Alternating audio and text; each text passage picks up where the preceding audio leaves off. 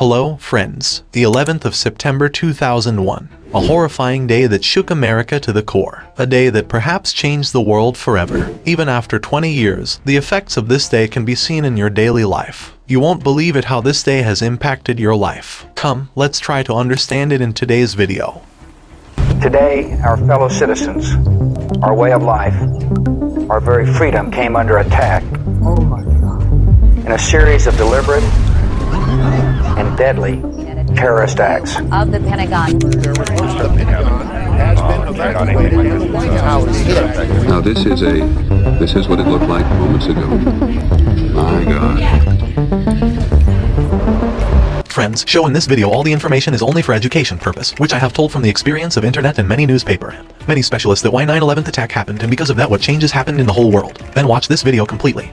It was the morning of the 11th of September. American Airlines Flight 11 takes off from Boston's International Airport. The destination of this flight was Los Angeles. Around 92 people were aboard this airplane, of whom 11 were crew members and 81 were passengers. About 15 minutes after the flight took off, it comes to be known that of the 81 passengers, 5 were hijackers. These hijackers hijacked the plane by overpowering the passengers, forcing their way into the cockpit. One of them was Mohammed Atta. He was trained as a pilot. By nationality, he was an Egyptian and was 33 years old. He takes away the control of the plane from the pilot and co-pilot, and flies the plane straight towards the World Trade Center. The World Trade Center was a monumental historic building in America then, and at one point, they were the tallest building in the world. It was the pride of New York. The hijackers crashed the plane into the North Tower of the World Trade Center. Whoa, what is that?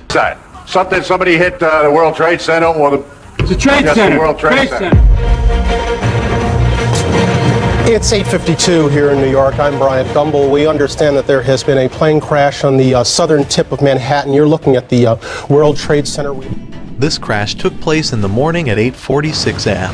The then president of the USA, George Bush, was on a tour of a school in Florida. While he was on the way, his White House chief of staff was informed of this crash. He tells George Bush, but Bush couldn't believe it. He says that it's unbelievable that anyone could even do that. He says that surely the pilot would have suffered a heart attack, that's why the plane crashed into the building. How else could it happen? Sir, it appears a small twin-engine prop plane crashed into one of the towers at the World Trade Center in New York City. Our collective response was, oh, what a horrible accident. The pilot must have had a heart attack or something. Only 17 minutes later, it comes to be known the United Airlines Flight 175 had also been hijacked by 5 hijackers. Once again, the hijackers overpowered the pilots and take away the control of the plane. Because only 17 minutes after the first crash, these hijackers once again turned towards the World Trade Center and crashed the plane into the South Tower. The second crash into the second tower. By this time, US President George Bush had reached the school and was in a classroom with the children of 2nd grade. He was in the midst of a reading exercise named the Pet Goat. This time, his chief of staff Andrew Gadd went in the classroom and whispered into his ears, "America is under attack." But George Bush stays in the classroom. He continued the reading exercise, and for the next 7 minutes the exercise continued. He interacted with the children. He took photos with the children and the teachers, complimented the children. These 7 minutes were very critical because in these 7 minutes, the news spread worldwide that 2 planes crashed into the World Trade Center. Later, many people criticized George Bush for this, asking why he didn't take immediate action. When it was known that 2 planes were hijacked, America was attacked, there were crashes. He remained in the classroom in those minutes, ignoring all these. A few minutes after the second plane crash, the news of 2 more planes being hijacked comes in. One was the American Airlines Flight 77. It had taken off from Washington's International Airport. This flight was headed to Los Angeles and it was also carrying 5 hijackers. The second flight was United Airlines Flight 93. The flight going from New Jersey to California. Apparently, it had 4 hijackers. Both flights were rerouted to Washington, D.C. Friends, Washington, D.C. is the capital of the United States of America. On the outskirts of Washington, D.C. is the headquarters of the U.S. Department of Defense. It is called the Pentagon. Friends, the Pentagon is an iconic building too. Hijackers turned Flight 77 towards this and Flight 77 was crashed into the Pentagon building. Oh my goodness. Oh my goodness. We're looking at a live picture from Washington, and there is smoke pouring out of the Pentagon.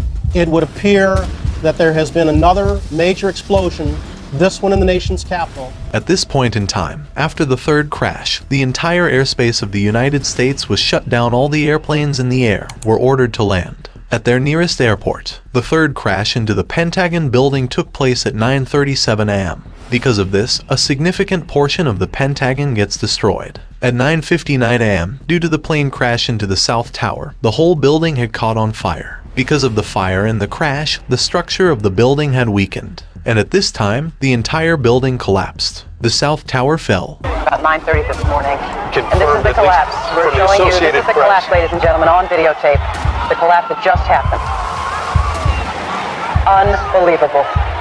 During this time, everyone was scared of the fourth hijacked plane. United Airlines Flight 93, the fourth plane to have been hijacked. People were scared about where the hijackers would crash the plane. It was suspected that the plane would be crashed into the White House, or the U.S. Capitol. The White House is a very important place for the United States because this is the residence of the U.S. President. The U.S. President lives there, and the United States Capitol building is the legislative seat of the U.S. federal government. So it was suspected that the target of the fourth plane would either be the White House or the Capitol Hill building. On the other hand, the people on this airplane, some of them had turned on their phones when the plane was hijacked. They started getting phone calls from their family members. They told them about what was happening in America then. That 3 planes were crashed, World Trade Center was attacked, and that the World Trade Center had collapsed. Soon the passengers in this plane had realized what was happening. Their plane was also hijacked, and like the other hijacked planes were crashed, soon their plane could also be crashed. They didn't have many options. They could either sit back and watch the hijackers crash that plane too, or they could be brave and fight the hijackers. And friends, these people showed the courage to fight the hijackers, started to fight back against the hijackers. There was an uproar in the plane. The next part of the story isn't clear about what exactly happened in the plane. There are audio recordings from the plane then. Even today you can listen to them, but we don't exactly know if the passengers fighting back could actually reach the cockpit or not, if they could overpower the hijackers or not. We don't know this, but we do know that the passengers tried to fight back and eventually, the plane crash landed in a field.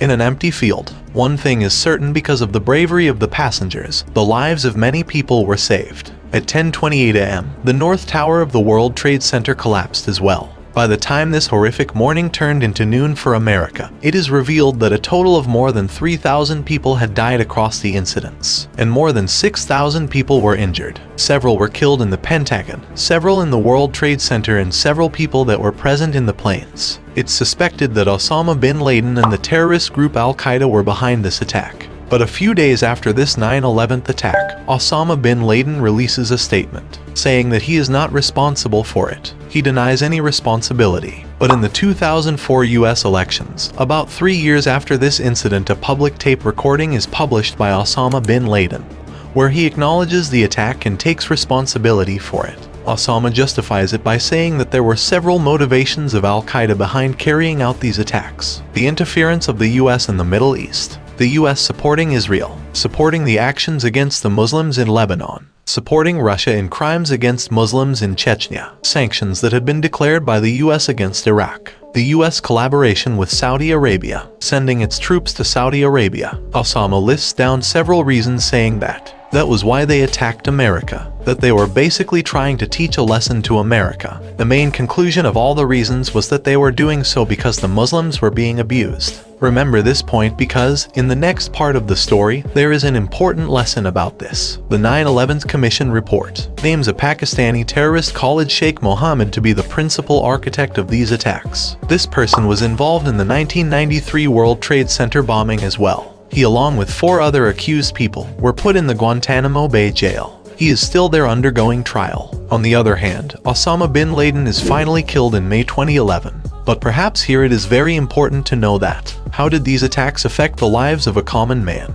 And here I'm not only talking about the American common man, I'm talking about all the common people around the world. You can't imagine the level to which these attacks have an impact. Only 6 weeks after the 9/11 attacks, a Patriot Act was passed in a rush by the US Congress. Several politicians who were present in the USA Parliament hadn't even read this bill. Neither was there a proper discussion nor were there any amendments. The Patriot Act was simply passed. What was so special in this act? This act gave the US government boundless power. It gave the US government the authority to spy on its citizens. It could secretly access any books, records, papers, and documents. Additionally, they reduced the power of the judiciary. And this act covered everyone. People pointed out how the government basically used the Patriot Act and used the terrorist threat as an excuse to silence its dissenters, the people speaking out in opposition of the government. This act was used to silence them. The rise of fear in the Americans after these attacks. After this incident, airport security was increased even more. Many major changes were made inside it, and along with the major changes were also made in the security device. And after 2001, teach the pilots to run weapons. And Osama gave this attack region that America is interfering inside the Middle East country. That's why I attacked him. Many people were arrested without any evidence and put into jails, tortured. Human rights abuses were seen on a large scale, and the Americans were in favor of it. They supported it. They thought that the surveillance on them and the people that were being tortured, the innocent people being arrested, was all justified. In a fight against terrorism, many critics claim that America's war on terror was synonymous with torture. Friends, how did you like today's informative video? Tell me in the comment. And this, friends, is the second episode of our season 1. If you want to watch the first episode, then you can watch it by going to the description. Inside this, I have told how the virus in your body makes you sick and how the immune system protects you from it, which is very important for our body, and it is also very important for us to know about it because our most important thing is our. If you have life, then you can go to the description of this video, and you must definitely like and share the video.